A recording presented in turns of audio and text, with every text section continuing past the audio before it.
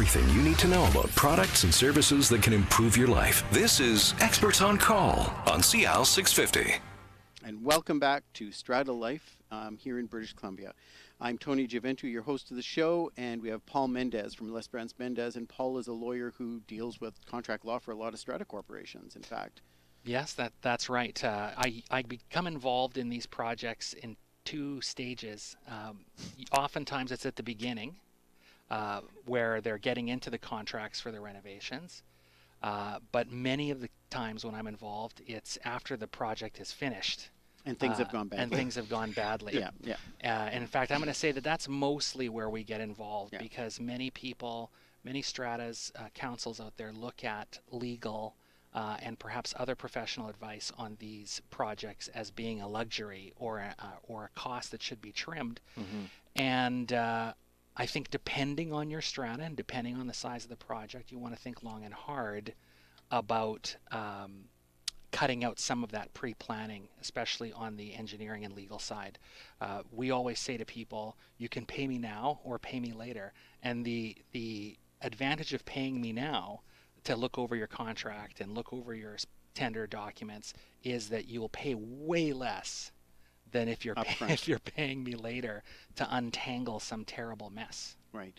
Or pursuing a warranty defect claim because the work wasn't done according to the specifications. Well, and it goes back to the big issue about who negotiates the contract. You know, Dan, you go through this frequently, where you'll have some strata councils who want to be really hands-on, and they're going to want to know every last little detail, and then you'll have other strata councils who just say, well, you go ahead and deal with it. Yeah, I mean, let's appreciate it. It's people's homes, and they want to treat it that way, and they want to be involved, and let's respect that. That's really terrific. But it's a home with a roof that's shared with dozens, if not hundreds, of other strangers, and they may not feel the same way. And you know, if you're doing a project, you're doing a painting project, you know, let's not just grind on the painting. Painting is only one aspect of the whole project, right? Let's get some consultants in there. Let's check the contract, make sure it's fair. Most management companies, including ourselves, have additional work because of it, whether it's financing or administration. So, you know, we need to be involved in this. We'd go through a project with Dan and talk about any specific issues that there might be. Maybe it's access to the building, security concerns that we might have. These all have to be incorporated into the contract. And once we've got all those important considerations in, then you take the whole package and you bring it over to Paul and say, have we missed anything? And he's going to talk about bonding or a CDC contract or something to that effect to make sure that everything is taken account for. So it's not a matter of just getting that one project done. There's a whole host of other administration issues that people have to add on to the project. Well, and Dan, even from your perspective, you know, you're the painting contractor hired for the project. Right. If you've been the sole contractor who's been negotiating, it has to make your job even that much easier if you have a very detailed contract. So you clearly understand the expectations of you, the contractor, in exchange for the fee that's being charged. Yeah, that part of it is making sure that the scope of work and expectations are clear between us and the customer, absolutely. And part of that is because we actually want to do the work right, and we want to do all the work that we're contracted to do. But we also don't want to be on the hook to do work that we aren't contracted to do. So if we've been clear in our contract, that's to our advantage and to the stratas.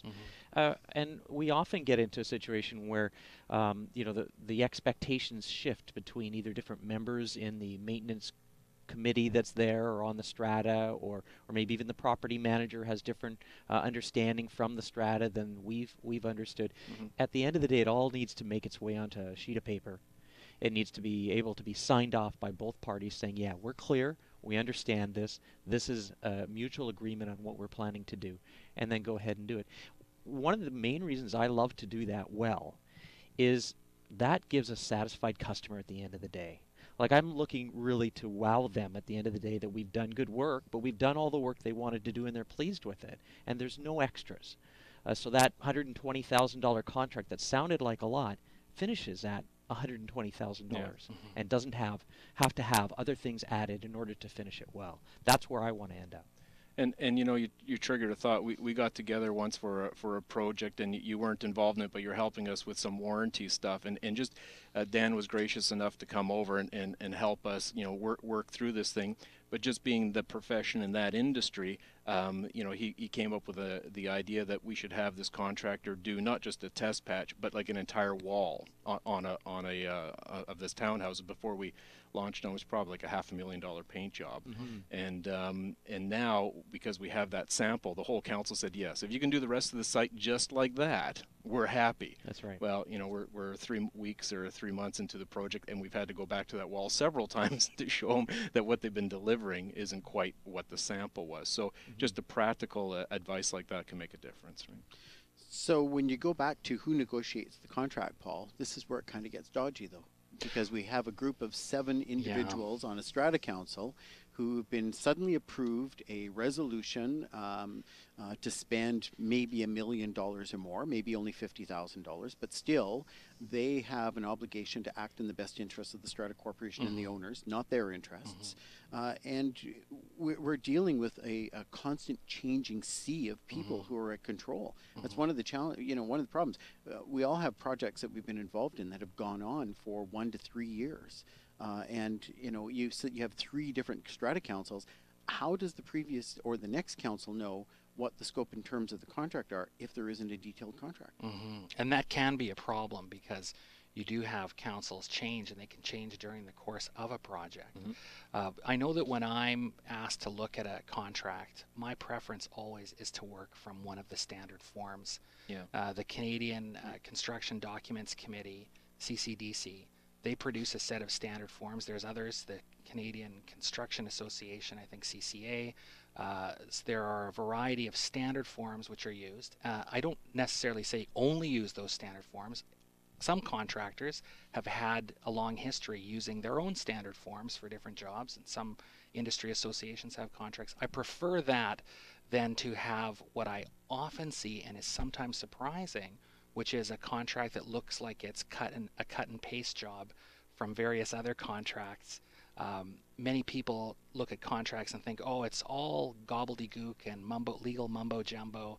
Why don't we make it simple? There are very simple contracts out there.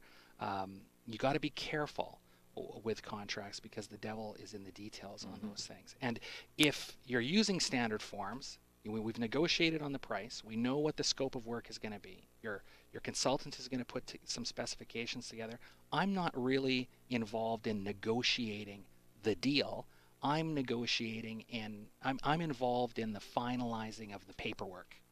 And I have, through my experience, and this will be with any lawyer that a strata looks at, they have, through their experience, the standard types of amendments that they would like to see made to these contracts, which are ideally in the best interest of their client and still fair to the contractor, so that the contractor is able to also not bear an undue amount of risk for that price that they're negotiating at. Ultimately, it comes down to, we're giving you money and you're going to give us a whole product that is going to transform our building or to restore a part of our building that is due in exchange for that. So how do we manage that in such a way that we don't create a greater risk? Exactly. Yeah, that's part of the problem. And contracting is all about risk sharing, right? There's always risks that unknown conditions will arise, prices will be higher, we want to make changes. We need to figure out a way that's economically rational to balance those risks out between the buyer and the seller. That's what contract law is all about. And what are your chances when you have to represent someone who really hasn't created a written contract of resolving that issue? If no contract is in place, and I've seen large jobs done without contracts where there are hands shaken, and we're talking about contracts of $400,000 and $500,000. Absolutely. Invariably, there is upset. Right. That is a guarantee for problems. It's a problem for the contractor, who's going to have complaints that you were supposed to do this but you didn't. It's a problem for the manager because people are going to say, this was supposed to happen and you didn't do it. And if the lawyer was involved in that, it's going to be a problem for them too, unless they said, I really think you should get a contract. Right. This is that moment in time in history where you get to say, pay me now, or pay me a lot more later, and you now pay me a lot more later. But it's a chronic problem. It's, even for a simple contract of cleaning gutters, have something in an email in a written form between the parties of what you're expecting, what you're going to pay for. Do you have insurance and liability coverage? Is there WorkSafe coverage? Some of the simple fundamentals, even for the smallest contracts, need to be available. And again, there are standard forms out there available for all of these things. Like if you do have because some people are, it's a small business that they run. They may not have gone to a big downtown firm to get a contract, but there are contracts available that you can buy for relatively cheap online that cover off all these basics and can be used for even a small one-time job. Well, and in an advanced contract consultation with you as a lawyer, my experience has been in the industry for contracts of $100,000 or more. It's generally not more than 1 or 2% of the cost of the contract at most. Yeah, I would say that's pretty typical. I mean, you're on a big project, no matter how big it is, really, you're going to be looking at spending something along those lines. And sometimes the reason you'll have that budget in there, it's not just for contract review, but things will come up during the project that may require, how do we deal with this? Mm-hmm. Is this an extra? Right. Is this a delay claim now that we have? Those kinds of things. Well, and Dan, my experience for property managers is strata councils tend to go back to the property manager and say, well, this is what we pay you for. Why don't you get this contract together for us? And it's a hard sell. I know from our office and from the manager, it's a hard sell to say, you need to have written contracts, the specifications and details need to be in place, and you need to get legal review on this before you sign for it. Yeah, I mean, just because we spend our life in administration and we can write letters doesn't mean we can do legal work. I mean, if you have a leak, you don't expect us to show up with a pipe wrench and fix it for you, right? And just because we have a pen doesn't mean we can write a contract. But we certainly know the components that should be in there. Our role is administrators to guide and advise you and to move you in the right direction that you need to be. And the more complicated the contract, the better. The more important that you have some consultant involved. I think there are people who think that, though, the more complicated the contract, the better. Yeah, sitting in this room, sure. But the strata council should understand the fundamentals of what they're getting. What are we paying for? What are we getting? What are the basic risks associated with it? And I think that's another role that the legal consultation can provide for them. It's not just a matter of handing off the contract, but just making sure people clearly understand what these contracts look like. And even being able to reference some of those standards, whether it be to wrap the contract in a CCDC contract, so to take the contract, say, from a company like ours, and put it within a construction contract, right? So that it now has all the P's and Q's around it, or whether it be to reference some of the industry guidelines, like the Master Painters or the Professional Painting and Decorating Association, so that you have standards that are out there that when those questions come up, like you said, is this an extra? Should this have been done? You can actually have a common reference that's referred to in those contracts. Those are very valuable to both of us. And if it's an extra, if we miss a door, how much will it be? So have an allowance there so that we're not negotiating the extras on the fly when everyone's vulnerable. That's right. Yeah, before the emotions of the money are involved. Exactly. Yeah. Oh, we'll take a little break, and when we come back, we're going to talk about change orders, because I think this is where strata corporations and property managers get themselves into a lot of trouble. Certainly a lot of conflict associated with change orders. You're listening to 650 CIL-StrataLife. Thanks for listening. This is Experts on Call on CIL 650.